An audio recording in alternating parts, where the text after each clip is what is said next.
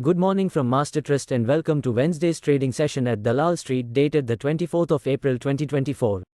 US Dow Jones rose 0.69%, settling the day at 38,503.69 while Nasdaq ended the session at 15,696.64, rising 1.59%.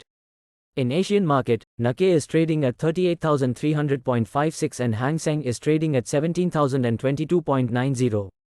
GIFT Nifty is currently trading at 22,460.50, indicating a gap-up start for the Indian market.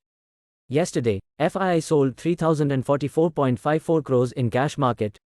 After a wait of nearly 15 months, the RBI has given its in-principle nod to process-backed fintech firm PayU to operate as a payment aggregator and restart onboarding new merchants. Tata Consumer Q4 net profit falls 19% to 217 crore rupees. Firm declares dividend of 7 rupees and 75 paise per share. Now talking about global aspects, sales of new single-family houses in the United States soared 8.8% month-over-month to a seasonally adjusted annualized rate of 693K in March. The S&P Global US Services PMI dropped to 50.9 in April 2024, the lowest level in 5 months and well below market expectations of 52. The S&P Global Flash US Manufacturing PMI fell to 49.9 in April 2024, the lowest in 4 months, compared to 51.9 in March and forecasts of 52. WTI rose $1.46 to settle at $83.36 a barrel, while Brent rose 1.7% to $88.48 a barrel. The US 10-year Treasury yield is at 4.61%, up. The US dollar is trading at 105.45, down by 0.05. Here is a recap of Tuesday's trading session. Indian benchmark indices, Sensex and Nifty traded with limited gains, amid improvement in global risk appetite which sparked a rally in Asian peers. Sensex and Nifty settled the day at 73,738.45 and 22,368.00 respectively. However, mid-cap and small-cap ended the day with a gain of more than 1%.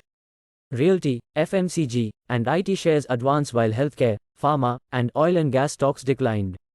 Outlook for the day. In Nifty, the index has adeptly defended its upward sloping support trendline, aligning closely with the psychologically significant 22,000 mark. Looking ahead, the next resistance level to monitor is around 22,450, with the possibility of extending to 22,600 if sustained momentum persists. Immediate support rests at 22,250.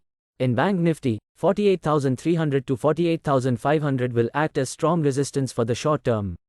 47,500 and 47,300 would be the sacrosanct support zone for the positional traders, above which, it could bounce back up to 48,300 to 48,500.